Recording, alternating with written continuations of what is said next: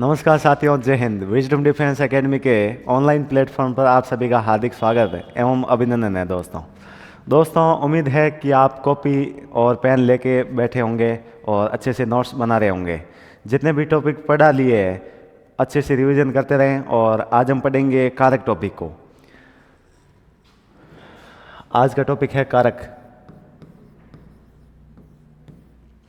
देखिए, कारक किसे कहते हैं, कारक का शाब्दिक अर्थ क्या होता है, या फिर कारक का मतलब क्या होता है, कारक की परिभाषा क्या होती है। तो कारक किसे कहते हैं? क्रिया को करने वाला कारक कहलाता है। क्या कहलाता है? कारक कहलाता है। क्रिया को करने वाला कारक कहलाता है। तो पहली बात, क्रिया को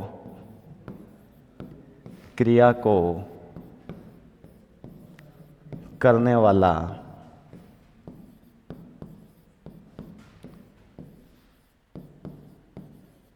कारक कहलाता है।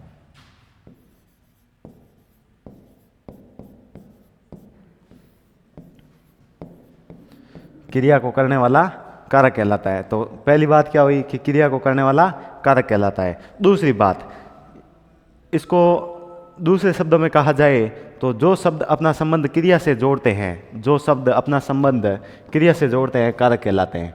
तो दूसरी बात भी लिख सकते हैं इसमें, जो शब्द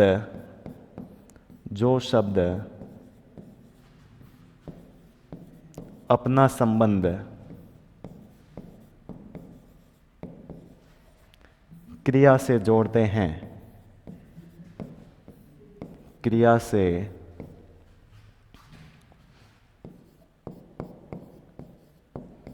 जोड़ते हैं, क्या कहलाते हैं? कारक कहलाते हैं, है ना। जो शब्द अपना संबंध क्रिया से जोड़ते हैं, कारक कहलाते हैं। जैसे राम जा रहा है, सीता नाच रही है। अब देखिए, कारक की परिभाषा क्या हुई? क्रिया को करने वाला कारक कहलाता है, या फिर जो शब्द अपना संबंध क्रिया से जोड़ते हैं, कारक कहलाते हैं। जैसे राम जा रहा है, यहाँ पर क्रिया क्या हो रही है? जाने की, है ना। सीता नाच रही है, क्रिया नाचने की। अब संबंध कौन जोड़ रहा है? यहाँ पर राम जोड़ रहा है, यहाँ पर सीता जोड़ रही है। तो कारक किसे कहते हैं? जो शब्द अपना संबंध क्रिया से जोड़ते हैं, कारक कहलाते हैं। एक बार स्क्रीनशॉट लेना चाहे तो ले सकते हैं, फिर चलते हैं आगे।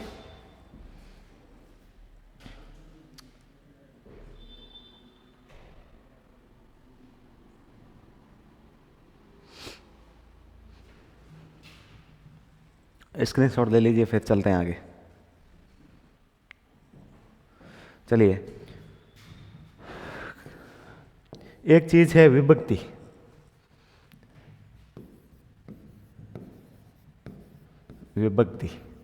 देखिए, विभक्ति किसे कहते हैं? जो शब्द दो शब्दों को जोड़ने का कार्य करते हैं, क्या कहलाते हैं? विभक्ति कहलाते हैं। देखिए, जो शब्द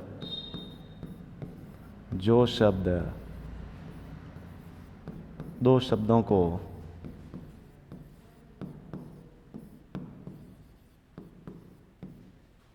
जोड़ने का कार्य करते हैं,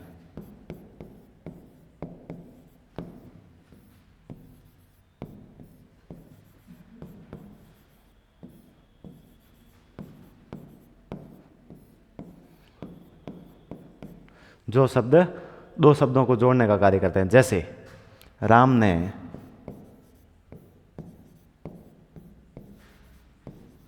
कहा था, जैसे हमने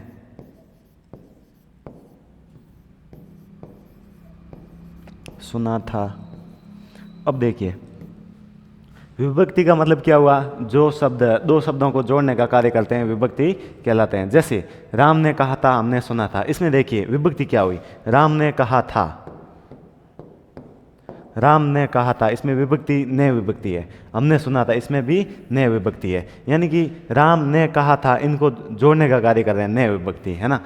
देखिए, यहाँ पर विभक्तियाँ दो प्रकार की होती है। एक होती है संश्लिष्ट विभक्ति और एक होती है विश्लिष्ट विभक्ति। संश्लिष्ट विभक्ति जो एक पद के साथ में जुड़ी होती है, यानी कि शब्द के साथ में जुड़ी होती है, और विश्लिष्ट विभक्ति जो अलग होती है। इसमें देखिए, ये विभक्ति अलग है, तो यहाँ पर कौन सी विभक्ति हुई? विश्लिष्ट विभक्ति। विश्लिष्ट विभक्ति ये साथ में जुड़ी हुई है, तो इसमें कौन सी हुई? संश्लिष्ट विभक्ति। संश्लिष्ट विभक्ति। एक बार स्क्रीनशॉट लीजिए, फिर चलते हैं आगे।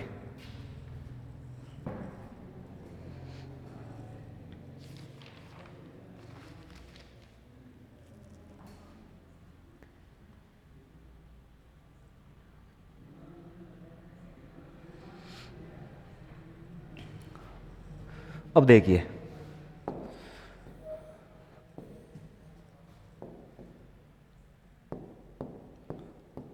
अगली बात, विभक्तियों के प्रकार।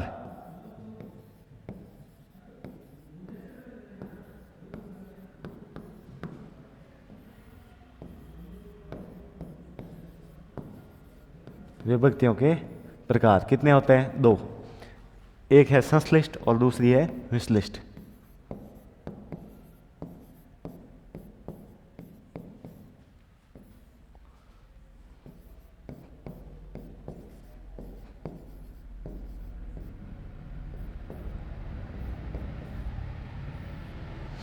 देखिए, विभक्तियों के प्रकार कितने प्रकार होते हैं? विभक्तियों के दो प्रकार होते हैं। एक होती है संश्लिष्ट विभक्ति, एक होती है विश्लिष्ट विभक्ति। एक बार स्क्रीनशॉट लेना चाहे तो ले सकते हैं, फिर चलते हैं आगे।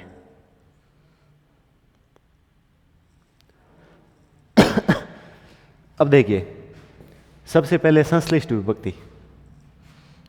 पहली है संश्लिष्ट विभक्ति।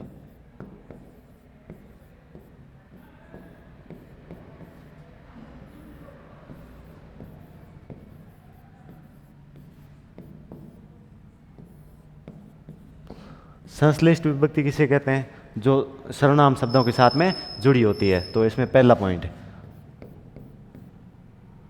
जो विभक्ति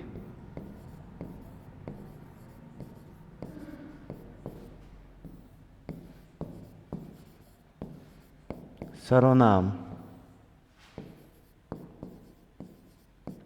शब्दों के साथ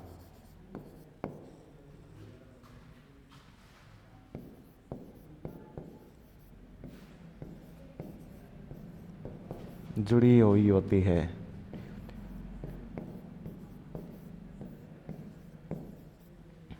जैसे हमने कहा था,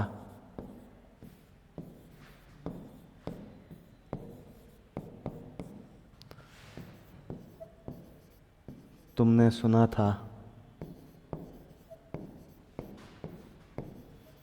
जैसे उसने गया था,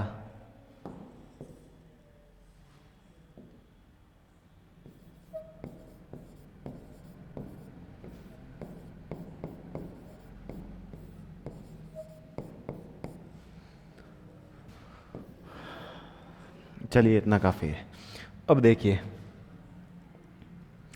संश्लिष्ट विभक्ति, जो विभक्ति सर्वनाम शब्दों के साथ में जुड़ी होती है। जैसे हमने कहा था, इसमें नए विभक्ति है, हम क्या है यहाँ पर सर्वनाम है, सर्वनाम के साथ में जुड़ी हुई है। दूसरा पॉइंट, तुमने सुना था, यहाँ पर नए क्या है? विभक्ति है, और तुम क्या है? सर्वनाम है, तो सर्वनाम के साथ में जुड़ी हुई है। उस क्या है? सर्वनाम है, नए क्या है? विभक्ति है, साथ में जुड़ी हुई है। तो संश्लिष्ट विभक्ति किसे कहते हैं? सर्वनाम शब्दों के साथ में जुड़ी हुई होती है। क्या कहलाती है? संश्लिष्ट विभक्ति कहलाती है। एक बार स्क्रीनशॉट लेना चाहें तो ले सकते हैं, फिर चलते हैं आगे। स्क्रीनशॉट ले लीजिए फटाफट।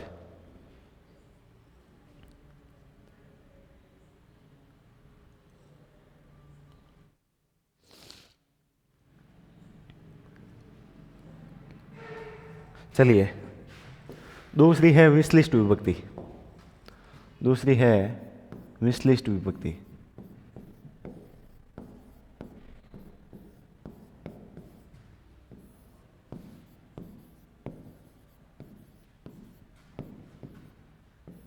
दूसरी है विश्लिष्ट विभक्ति। देखिए, संश्लिष्ट विभक्ति किसे कहते हैं? जो दो सर्वनाम शब्दों के साथ में जुड़ी हुई होती है। और विश्लिष्ट विभक्ति जो दो पदों से अलग होती है ना। तो कह सकते हैं विश्लिष्ट विभक्ति ये पदों से अलग होती है।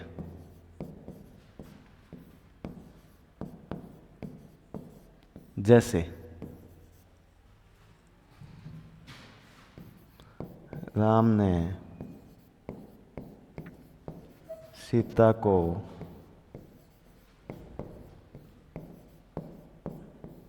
पत्र लिखा।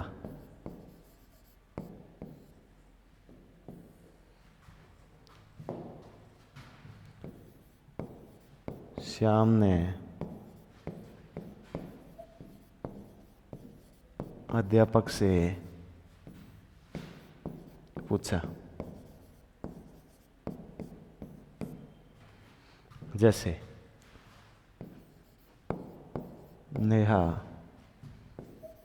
को पुरस्कार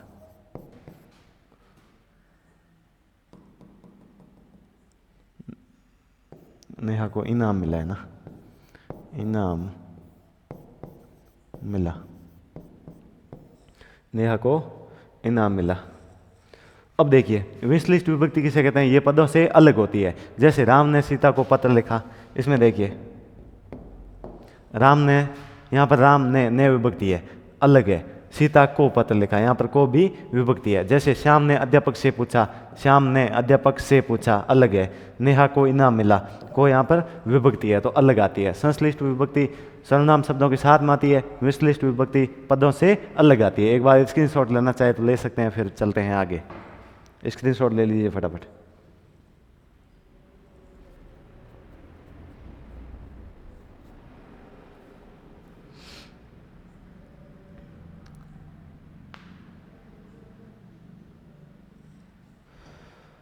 चलिए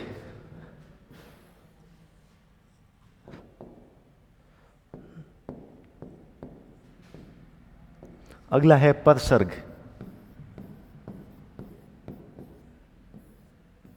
परसर्ग किसे कहते हैं, देखिए एक शब्द है पर, दूसरा है सर्ग। पर का मतलब होता है बाद और सर्ग का मतलब होता है संज्ञा या सर्वनाम।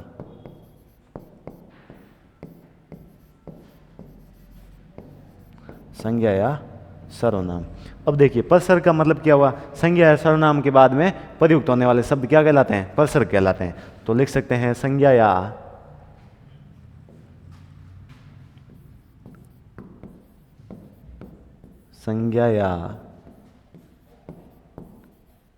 सर्वनाम के बाद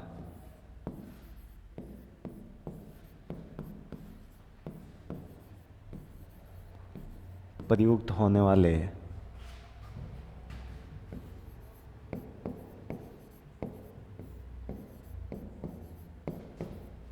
शब्द, प्रयुक्त होने वाले शब्द क्या कहलाते हैं, परसर्ग कहलाते हैं।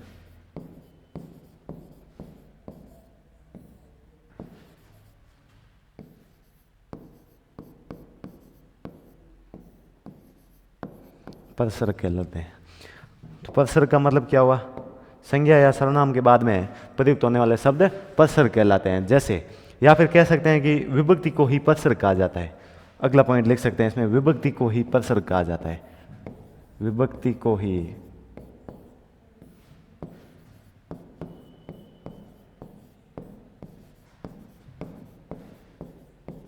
परसर्ग कहा जाता है।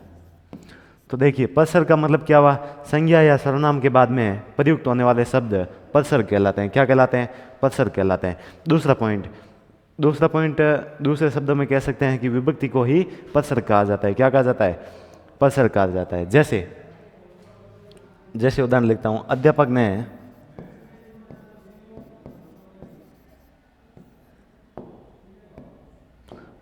ने छात्रों को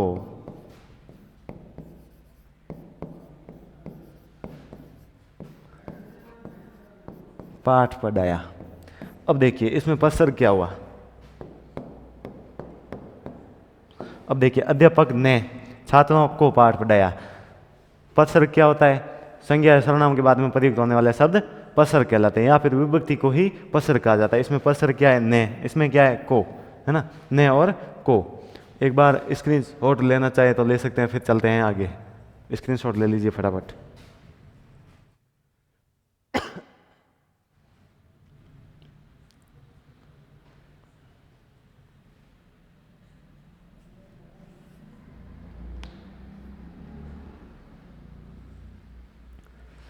चलिए, अगला पॉइंट है कारक के प्रकारों की, है ना। अगला पॉइंट है कारक के प्रकार।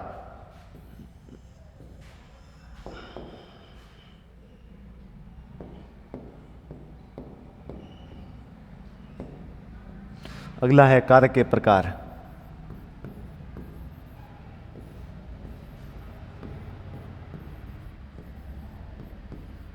कारक के प्रकार कितने प्रकार होते हैं कारक के? कारक के 8 प्रकार होते हैं। कितने प्रकार होते हैं? 8 प्रकार।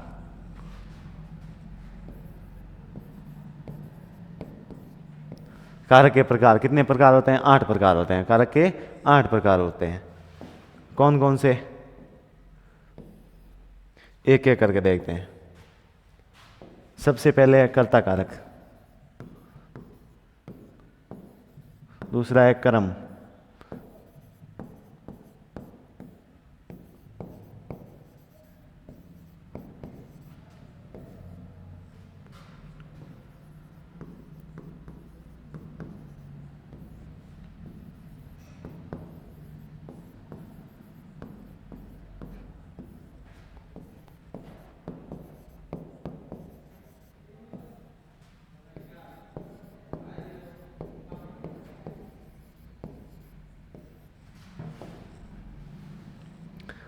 कारक के 8 प्रकार होते हैं। कर्ता, कर्म, करण, संप्रदान, अपादान, अधिकरण, संबंध और संबोधन। अब देखिए, इन कारकों में विभक्तियों का प्रयोग होता है। अभी एक चीज पढ़ाई थी, विभक्ति, यानी कि संज्ञा या सर्वनाम के बाद में प्रयुक्त होने वाली विभक्ति कहलाती है।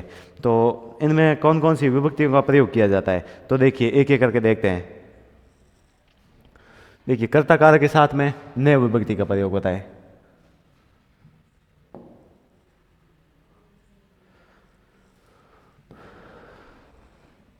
माफी चाहूंगा, 1 मिनट के लिए वेट करें।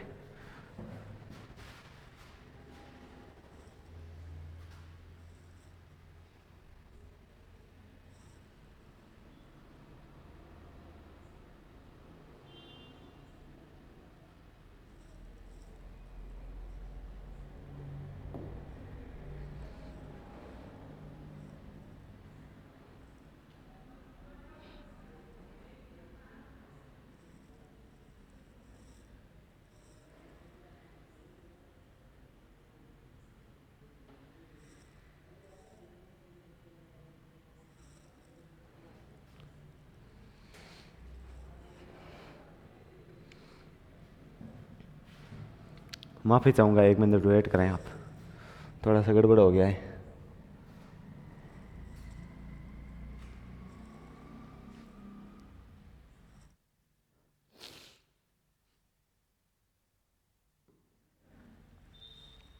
चलिए, अब देखिए कारक के साथ में विभक्तियों का प्रयोग। अब देखिए, कर्ता कारक के साथ में किस विभक्ति का प्रयोग किया जाता है? कर्ता कारक के साथ में ने विभक्ति का प्रयोग किया जाता है। कर्ता ने। कर्म के साथ में को, करण के साथ में से, संप्रदान के साथ में के लिए,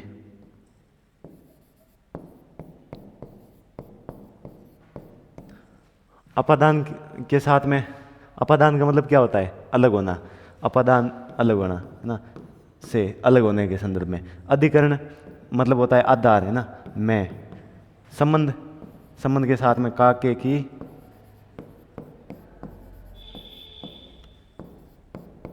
रा, रे, री, ना, ने, नी। और संबोधन के साथ में ए, ओ, अरे। एक बार स्क्रीनशॉट लेना चाहे तो ले सकते हैं यहाँ तक, फिर चलते हैं आगे। एक बार स्क्रीनशॉट ले लीजिए फटाफट, फिर चलते हैं एक एक करके कर्ता कारक, कर्म कारक, करण कारक, सभी कारक को कंप्लीट करते हैं।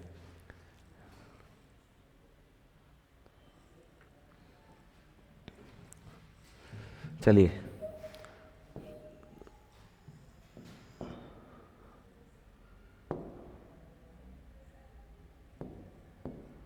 तो सबसे पहले है कर्ता कारक।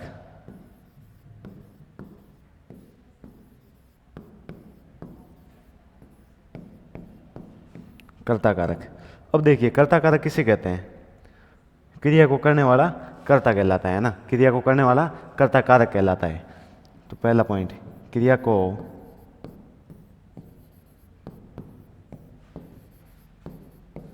करने वाला,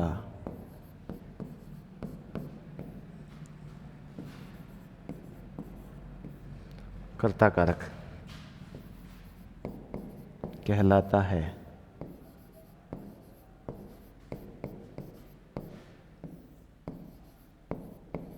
क्रिया को करने वाला कर्ता कारक कहलाता है। या फिर जिस संज्ञा के माध्यम से या जिसके माध्यम से क्रिया संपन्न होती है, कर्ता कारक कहलाता है। जैसे उदाहरण देता हूं, राम खाता है, दूसरा पॉइंट, पानी बहता है,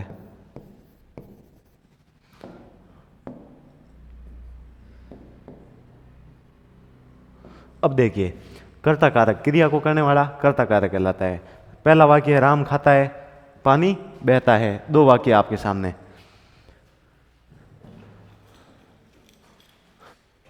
राम खाता है, पानी बहता है। अब देखिए राम यहां पर क्या है, कर्ता है, पानी बहता है, पानी क्या है यहां पर, कर्ता है। अब देखिए दोनों में अंतर है, एक राम खाता है, दूसरे में पानी बहता है। राम क्या है, सजीव है, पानी यहाँ पर निर्जीव है। तो कर्ता कारक भी दो प्रकार का होता है, एक होता है व्याकरणिक कर्ता और दूसरा होता है प्राकृतिक कर्ता।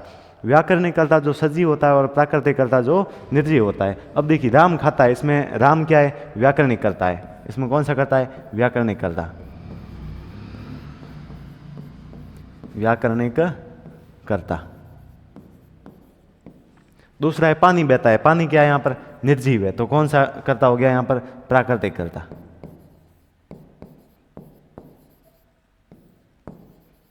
प्राकृतिक कर्ता। जैसे हवा चलती है तो हवा कौन सी होगी, इसमें प्राकृतिक कर्ता होगी। ठीक है, एक बार स्क्रीनशॉट लेना चाहें तो ले सकते हैं, फिर चलते हैं आगे।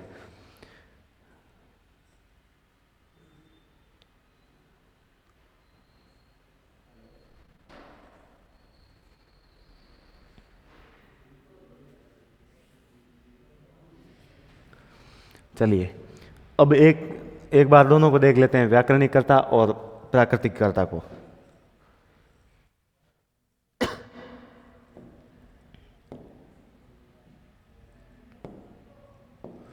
तो पहला है व्याकरणिक कर्ता।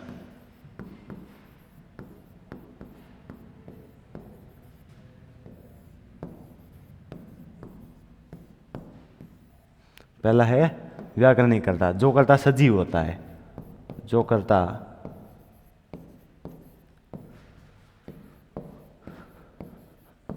सजीव होता है। जैसे श्याम ने खाना खाया, जैसे सीता नाचती है। अब देखिए यहां पर श्याम ने खाना खाया, है ना, श्याम क्या हो गया यहां पर, व्याकरणिक कर्ता हो गया। सीता नाचती है, सीता क्या होगी यहां पर, व्याकरणिक कर्ता होगी। दूसरा है प्राकृतिक कर्ता, प्राकृतिक कर्ता जो कर्ता निर्जीव होता है, तो सीधा सीधा प्राकृतिक कर्ता।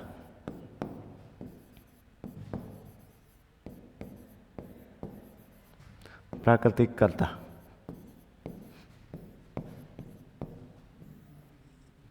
जो कर्ता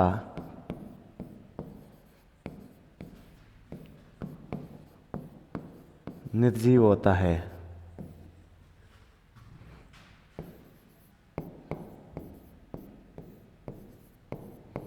जो कर्ता निर्जीव होता है, प्राकृतिक कर्ता कहलाता है। जैसे हवा चल रही है, हवा चल रही है, यहां पर हवा क्या हुई, प्राकृतिक कर्ता हो गई। ठीक है, एक बार स्क्रीनशॉट ले लीजिए, फिर चलते हैं आगे।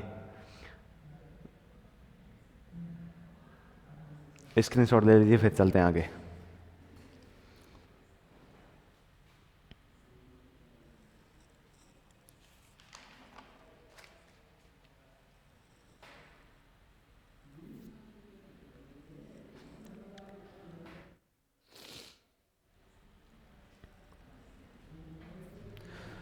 अगला पॉइंट जो कर्ता कारक है, उसमें विभक्तियों का प्रयोग, कौन कौन सी विभक्ति का प्रयोग किया जाता है। अब देखिए हम स्कूली शिक्षा में भी यही पढ़ते आ रहे हैं कि कर्ता कारक में ने विभक्ति का प्रयोग होता है।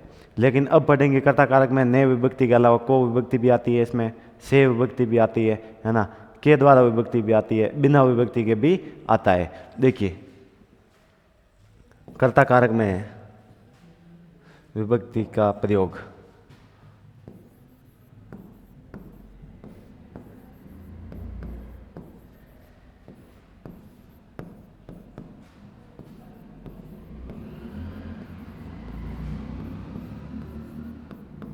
विभक्तियों का प्रयोग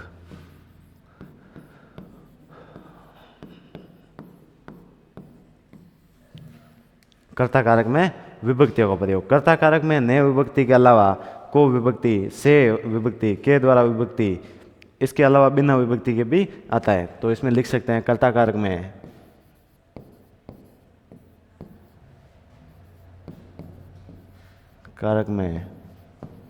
कर्ता कारक में ने, को, से,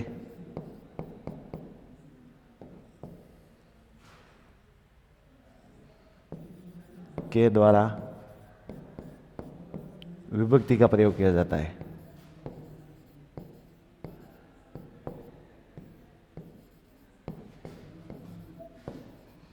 प्रयोग होता है।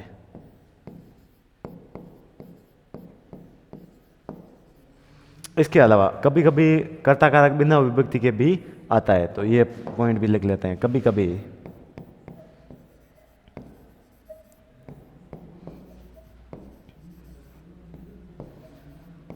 कर्ता कारक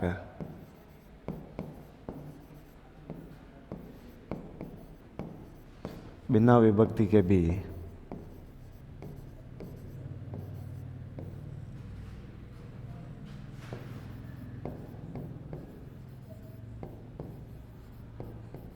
आता है। कभी कभी कर्ता कारक बिना विभक्ति के भी आता है। एक बार स्क्रीनशॉट लीजिए, फिर देखते हैं कर्ता कारक में ने विभक्ति का प्रयोग।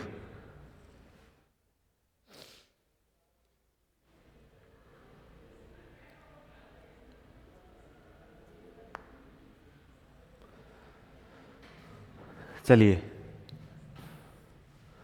सबसे पहले कर्ता कारक में ने विभक्ति का प्रयोग।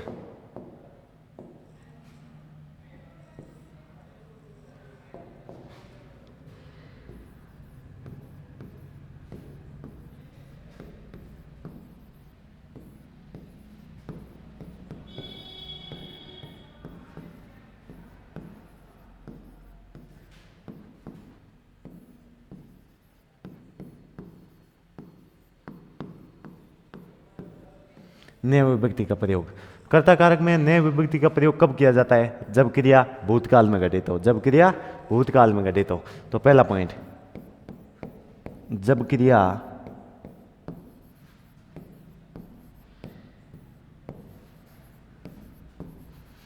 भूतकाल में घटित हो,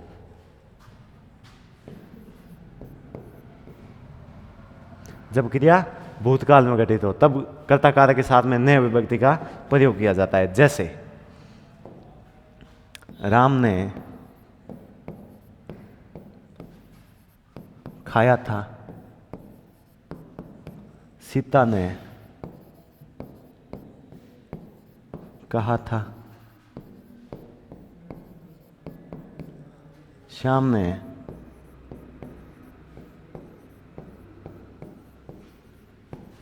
सुना था।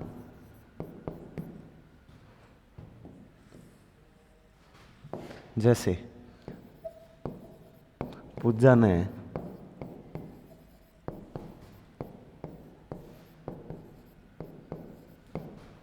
खाना बनाया था। अब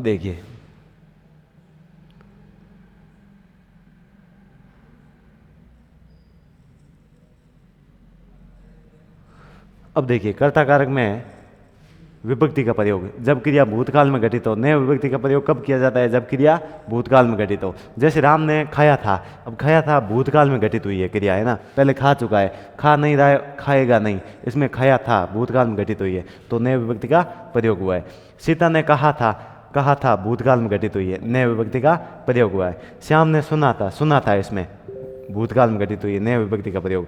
पूजा ने खाना बनाया था, खाना बना नहीं रही है, बनाएगी नहीं, इसमें बनाया था, तो क्रिया भूतकाल में घटित हुई तो नए विभक्ति का प्रयोग हुआ है। एक बार स्क्रीनशॉट लेना चाहे तो ले सकते हैं, फिर चलते हैं आगे। स्क्रीनशॉट ले लीजिए, फिर चलते हैं आगे।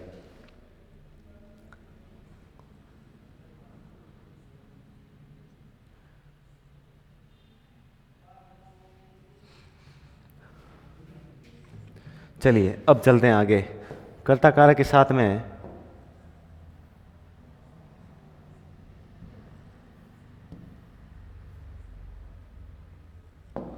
अगला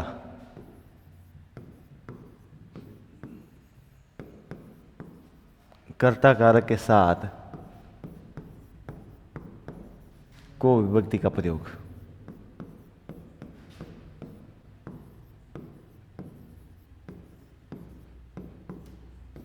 को विभक्ति का प्रयोग।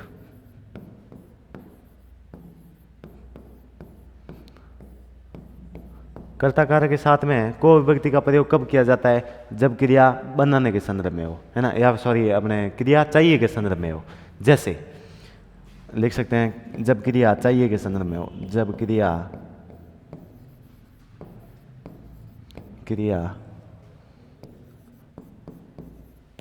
चाहिए के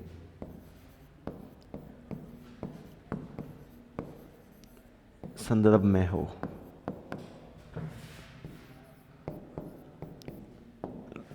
जब क्रिया चाहिए के संदर्भ में हो, जैसे राम को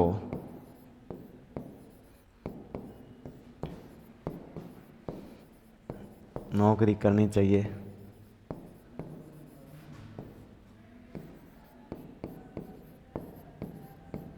जैसे सीमा को जाना चाहिए, जैसे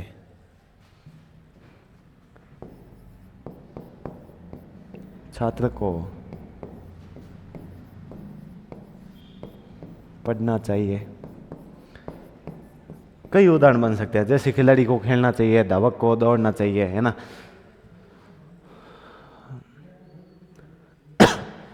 कर्ता कारक के साथ में को विभक्ति का प्रयोग जब क्रिया चाहिए के संदर्भ में हो। जैसे राम को नौकरी करनी चाहिए, क्रिया चाहिए के संदर्भ में हो। सीमा को जाना चाहिए के संदर्भ में। छात्र को पढ़ना चाहिए, क्रिया चाहिए के संदर्भ में। को विभक्ति का प्रयोग हुआ है तीनों में। को विभक्ति का प्रयोग हुआ है। एक बार स्क्रीनशॉट लीजिए, फिर देखते हैं को विभक्ति का प्रयोग कर्ता कारक के अलावा किन किन कारकों में होता है। स्क्रीनशॉट लीजिए फटाफट।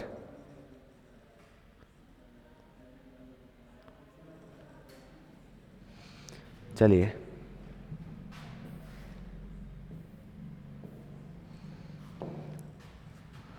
को विभक्ति का प्रयोग अन्य कारकों में।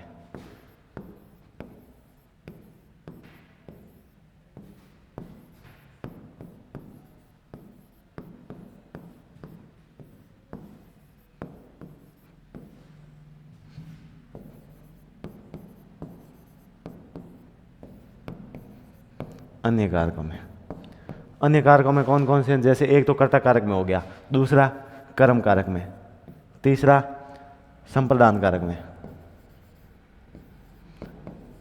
चौथा कौन सा हो गया इसमें? अधिकरण कारक। एक बार उदाहरण लिखता हूं 3-4 आपके सामने। जैसे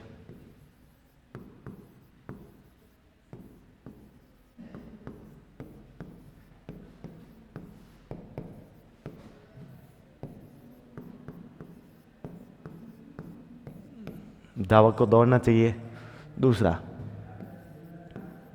मैंने शेर को देखा, तीसरा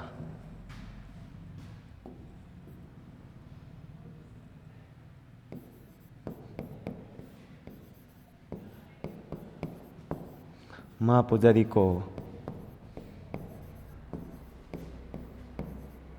फल देती है,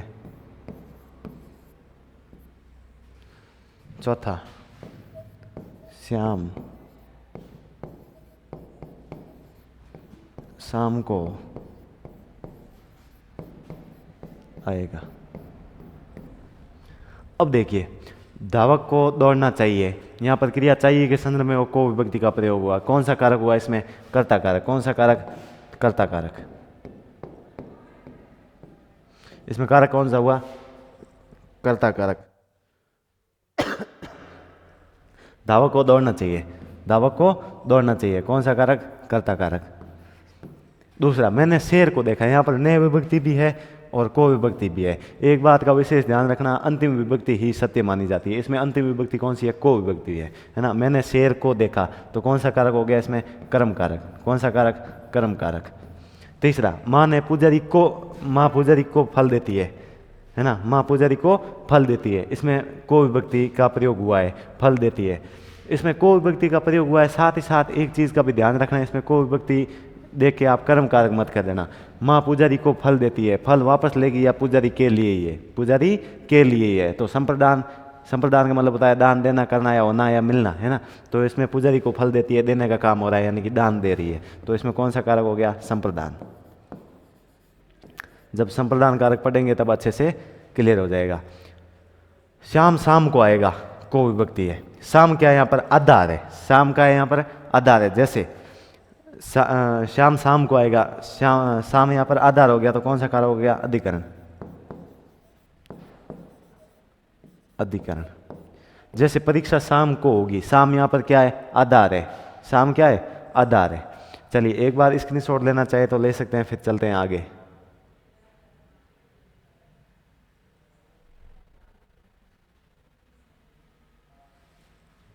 एक बार स्क्रीनशॉट ले लीजिए, फिर चलते हैं आगे।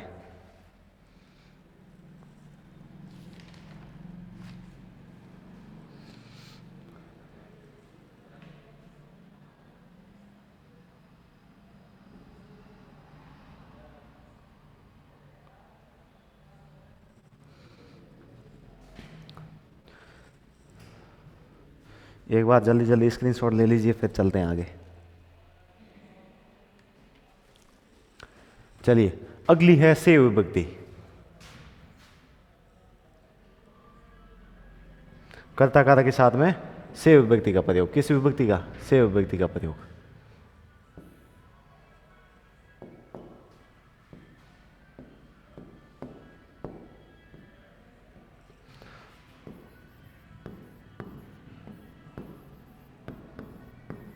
कर्ता कारक के साथ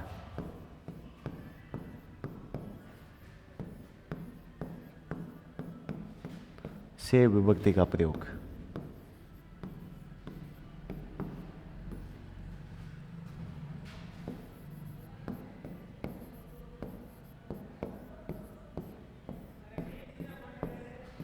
कर्ता कारक के साथ में से विभक्ति का प्रयोग।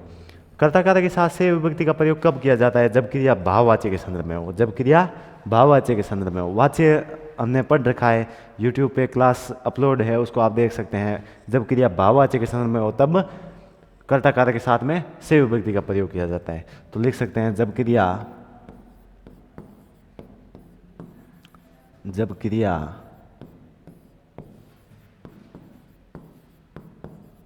भाववाच्य के संदर्भ में हो,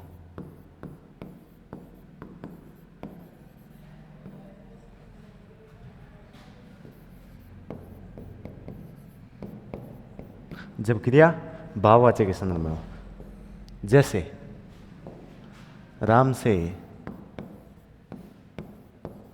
रोया नहीं जाता,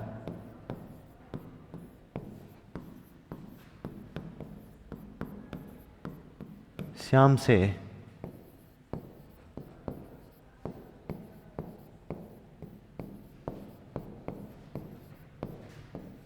सोया नहीं जाता। यहाँ पर देखिए, जब क्रिया भाववाच्य के संदर्भ में, राम से रोया नहीं जाता, यहाँ पर रोया नहीं जाता से विभक्ति का भी प्रयोग है। श्याम से सोया नहीं जाता, सोया नहीं जाता, इसमें से विभक्ति का भी प्रयोग है, क्रिया भाववाच्य के संदर्भ में हो। तो एक बार स्क्रीनशॉट ले लीजिए, फिर चलते हैं आगे। कर्ता कारक के साथ में से विभक्ति का प्रयोग होता है, साथ ही साथ अन्य कारकों में भी से विभक्ति का प्रयोग होता है। कौन कौन से कारकों में होता है, एक बार इसका स्क्रीनशॉट लीजिए, फिर चलते हैं आगे।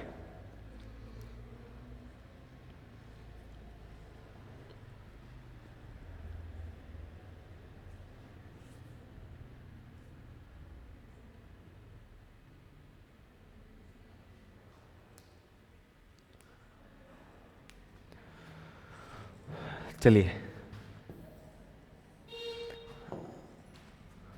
से विभक्ति का प्रयोग अन्य कारकों में,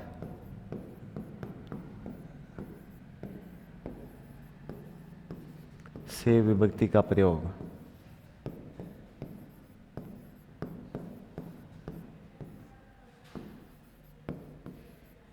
अन्य कारकों में।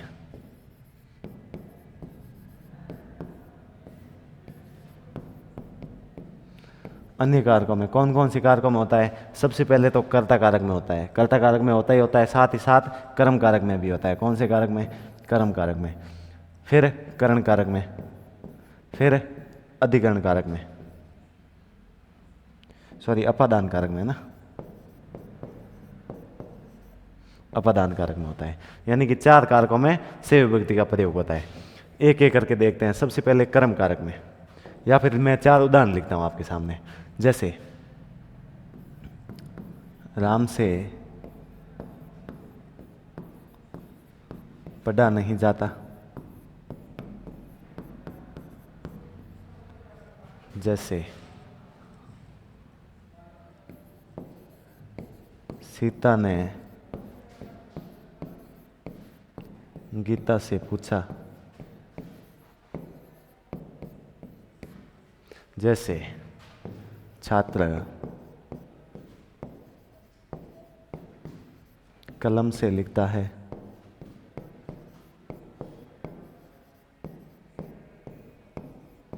जैसे पेड़ से पत्ता गिरा।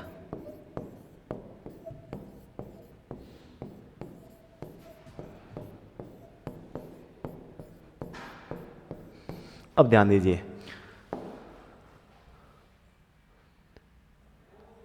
हम देख रहे थे से विभक्ति का प्रयोग अन्य कारकों में, कर्म कारक में भी होता है, करण में भी होता है और अपादान में भी होता है। साथ ही साथ कर्ता कारक में तो होता ही होता है। राम से पढ़ा नहीं जाता है, कौन सा कारक हो गया इसमें, कर्ता कारक, क्योंकि क्रिया भाववाचक के संदर्भ में है ना। राम से पढ़ा नहीं जाता, कौन सा कारक, कर्ता कारक। अच्छा, सीता ने गीता से पूछा, से विभक्ति भी है इसमें, न विभक्ति भी है, तो कर्ता कारक तो नहीं होगा इसमें, क्योंकि दूसरी विभक्ति भी आ गई है। गीता से पूछा, जब क्रिया कहने या पूछने के संदर्भ में हो तो उसमें कर्म कारक के साथ में से विभक्ति का प्रयोग होगा। तो इसमें कौन सा कारक हो गया, कर्म कारक। कौन सा कारक, कर्म कारक। फिर देखिए, छात्र कलम से लिखता है, कलम यहाँ पर क्या है, साधन है। कलम क्या हो गया, साधन हो गया। तो करण कारक किसे कहते हैं, क्रिया जिस साधन से संपन्न होती है। तो इसमें कलम क्या हो गया, साधन हो गया, और से विभक्ति है, तो इसमें कारक कौन सा हो गया, करण कारक। फिर देखिए, पेड़ से पत्ता गिरा, अलग होने का भाव। पेड़ से पत्ता गिरा, पेड़ एक साइड रह गया, पत्ता गिर गया, अब दोनों अलग हो रहे हैं, तो अलग होने का भाव हो रहा है। तो इसमें कौन सा कारक है, अपादान कारक। अपादान कारक। एक बार स्क्रीनशॉट ले लीजिए, फिर चलते हैं आगे के द्वारा विभक्ति की ओर। स्क्रीनशॉट लीजिए फटाफट।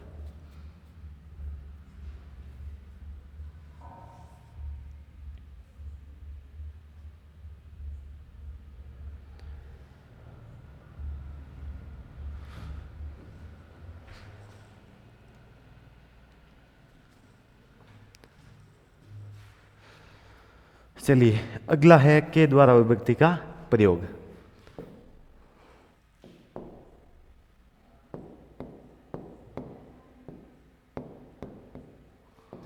कर्ता कारक के साथ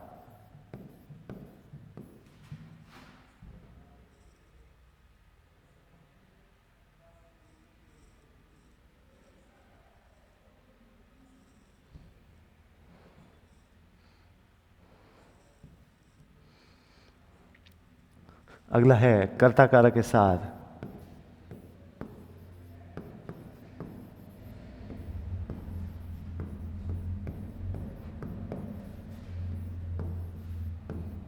के द्वारा विभक्ति का प्रयोग।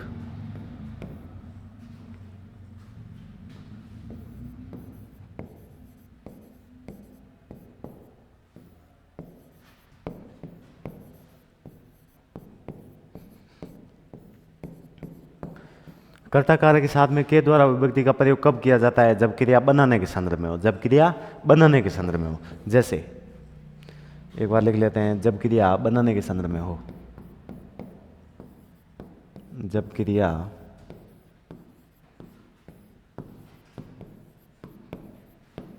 बनाने के संदर्भ में हो, जब क्रिया बनाने के संदर्भ में हो। जैसे राम के द्वारा घर बनाया गया, छात्रों के द्वारा चित्र बनाए गए, सीता के द्वारा खाना बनाया गया, है ना। जैसे राम के द्वारा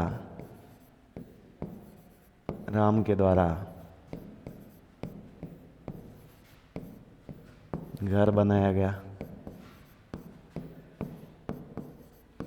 जैसे छात्रों के द्वारा चित्र बनाए गए,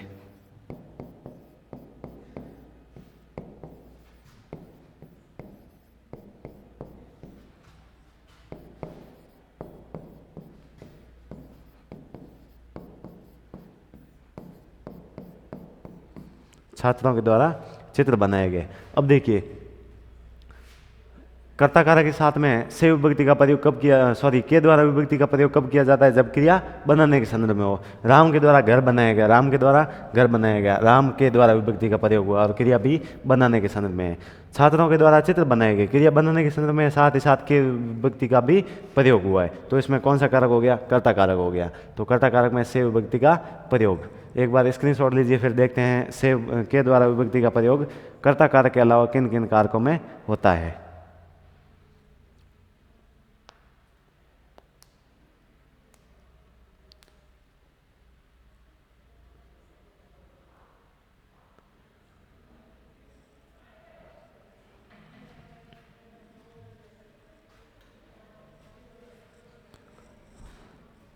चलिए,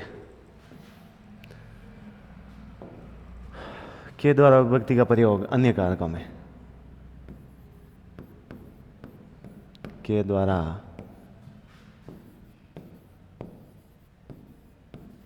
विभक्ति का प्रयोग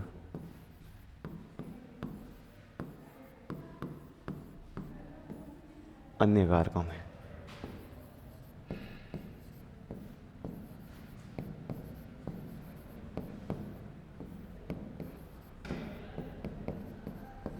के द्वारा विभक्ति का प्रयोग अन्य कारकों में। के द्वारा विभक्ति का प्रयोग कर्ता कारक के साथ में करण कारक में होता है। कौन से कारक में? करण कारक में, एकमात्र करण कारक। तो लिख सकते हैं करण कारक।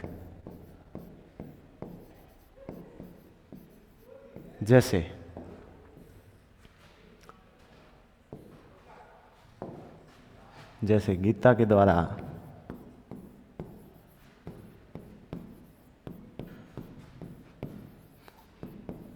खाना बनाया गया,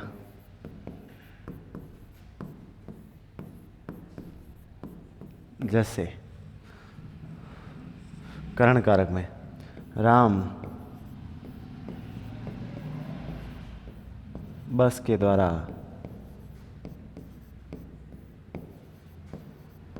जयपुर जाता है। अब देखिए,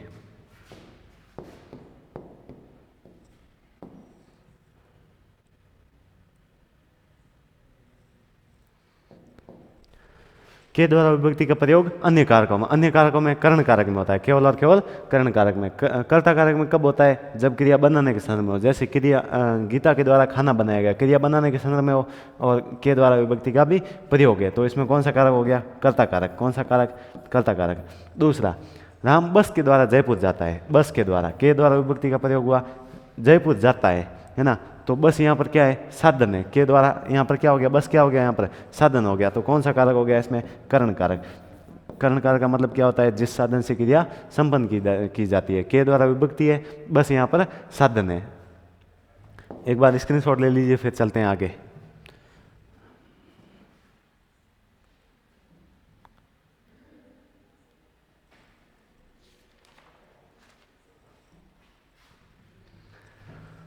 चलिए,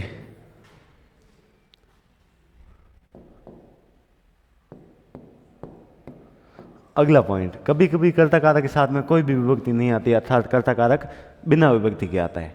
तो लिख सकते हैं कभी कभी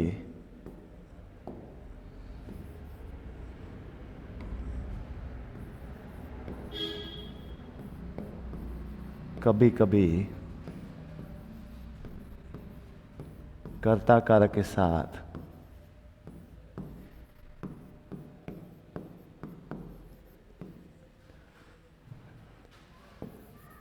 कोई भी विभक्ति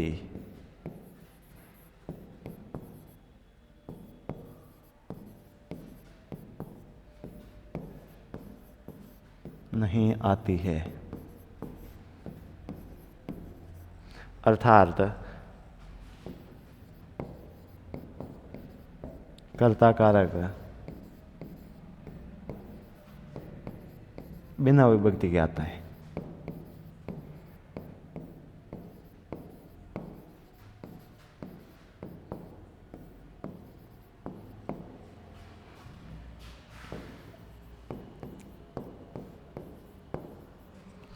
कभी कभी कर्ता कारक के साथ में कोई भी विभक्ति नहीं आती, अर्थात कर्ता कारक बिना विभक्ति का आता है। बिना विभक्ति के कैसे? जैसे राम जा रहा है, जैसे सीता नाच रही है, जैसे धावक दौड़ रहा है, जैसे बालक रो रहा है। अब ध्यान दीजिए,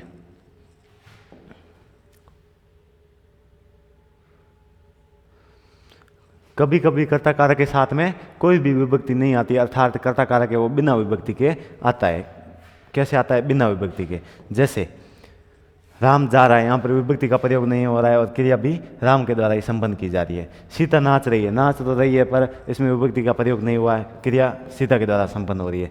धावक दौड़ रहा है, नए विभक्ति का प्रयोग नहीं हुआ है, क्रिया भी हो रही है किसके द्वारा? धावक के द्वारा। बालक रो रहा है, क्रिया हो रही है किसके द्वारा? बालक के द्वारा। तो बिना विभक्ति के भी आ सकता है। एक बार स्क्रीनशॉट लीजिए, फिर चलते हैं आगे। जल्दी जल्दी स्क्रीनशॉट ले लीजिए, फिर चलते हैं आगे।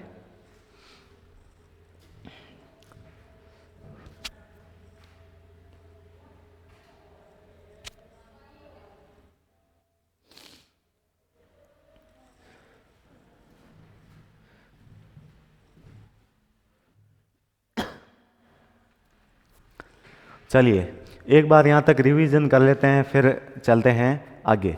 देखिए, कारक किसे कहते हैं? क्रिया को करने वाला कारक कहलाता है ना। कारक में हमने विभक्ति पढ़ी है। विभक्ति का मतलब क्या होता है? जो दो शब्दों को जोड़ने का काम करती है। विभक्तियाँ भी दो प्रकार की होती है, एक होती है संश्लिष्ट विभक्ति और दूसरी होती है विश्लिष्ट विभक्ति। संश्लिष्ट विभक्ति जो सर्वनामों के साथ में जुड़ी होती है और विश्लिष्ट विभक्ति पदों से अलग होती है ना। फिर हमने पढ़ा था परसर्ग। परसर्ग किसे कहते हैं? संज्ञा या सर्वनाम के बाद में जो शब्द आते हैं क्या कहलाते हैं? परसर्ग कहलाते हैं। या फिर दूसरे शब्दों में कहा जाए तो विभक्ति को ही परसर्ग कहा जाता है। ठीक है। उसके बाद में हमने कारक के प्रकार पढ़े थे। कितने प्रकार होते हैं? कारक के 8 प्रकार होते हैं। कर्ता, कर्म, करण, फिर संप्रदान, अपादान, अधिकरण, संबंध और संबोधन कारक। कितने प्रकार होते हैं? 8 प्रकार होते हैं। फिर हमने कारक के जो प्रकार हैं उनमें प्रयुक्त होने वाली विभक्तियों के बारे में बात की थी। फिर हमने पढ़ा था कर्ता कारक। कर्ता कारक किसे कहते हैं? क्रिया को करने वाला कर्ता कारक कहलाता है। क्या कहलाता है? कर्ता कारक कहलाता है। ठीक है। उसके बाद में हमने पढ़ा था कर्ता कारक के भी 2 प्रकार होते हैं। कर्ता भी 2 प्रकार होते हैं, एक होता है प्राकृतिक और दूसरा होता है व्याकरणिक। प्राकृतिक जो निर्जीव होता है और व्याकरणिक जो सजीव होता है। फिर हमने पढ़ा था कर्ता कारक के साथ में विभक्तियों का प्रयोग। सबसे पहले नए विभक्ति का प्रयोग कब किया जाता है? जब क्रिया भूतकाल में घटित हो। जब क्रिया भूतकाल में घटित हो। फिर हमने पढ़ा था कर्ता कारक के साथ में को विभक्ति का प्रयोग। को विभक्ति का प्रयोग कब किया जाता है? जब क्रिया चाहिए के संदर्भ में हो। जब क्रिया चाहिए के संदर्भ में हो। जैसे राम को जाना चाहिए, सीता को बोलना चाहिए, है ना, श्याम को नाचना चाहिए, छात्रों को पढ़ना चाहिए, चाहिए के संदर्भ में हो। को विभक्ति का प्रयोग कर्ता कारक के अलावा किस किस कारक में होता है? तो को विभक्ति का प्रयोग कर्ता कारक के अलावा कर्म कारक में होता है। फिर को विभक्ति का प्रयोग अधिकरण कारक में होता है और साथ ही साथ संप्रदान कारक में भी होता है। फिर हमने पढ़ी थी से विभक्ति का प्रयोग। कब किया जाता है कर्ता कारक में से विभक्ति का प्रयोग? जब क्रिया भाववाच्य के संदर्भ में हो। क्रिया भाववाच्य के संदर्भ में हो। जैसे राम से रहा नहीं जाता, सीता से सोया नहीं जाता, है ना, बालक से पढ़ा नहीं जाता। से विभक्ति का प्रयोग कर्ता कारक के अलावा कर्म कारक में भी होता है, करण कारक में भी होता है और अपादान कारक में भी होता है। फिर हमने पढ़ा था के द्वारा विभक्ति का प्रयोग। कब किया जाता है के द्वारा विभक्ति का प्रयोग? जब क्रिया बनाने के संदर्भ में हो, जैसे राम के द्वारा घर बनाया गया, छात्रों के द्वारा चित्र बनाए गए, है ना। के द्वारा विभक्ति का प्रयोग कर्ता कारक के अलावा किस कारक में होता है? करण कारक में होता है ना, साधन के रूप में। फिर हमने पढ़ा था कर्ता कारक के साथ में बिना विभक्ति, है ना। कभी कभी कर्ता कारक बिना विभक्ति के भी आता है, अर्थात कर्ता कारक में कोई भी विभक्ति प्रयोग में नहीं ली जाती, सीधे सीधा आ जाता है। राम जा रहा है, सीता नाच रही है, धावक दौड़ रहा है, बालक रो रहा है, सीधा सीधा पूछा जा सकता है। एक बार यहाँ तक स्क्रीनशॉट लीजिए, फिर चलते हैं अपने आगे।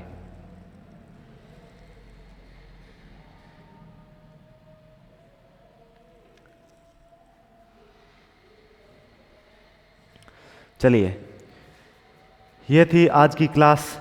कल हम पढ़ेंगे अगले कारकों को। अब तक केवल और केवल कर्ता कारक ही पढ़ा है हमने। कल हम बाकी के 7 कारक पढ़ेंगे। तब तक के लिए नमस्कार, जय हिंद।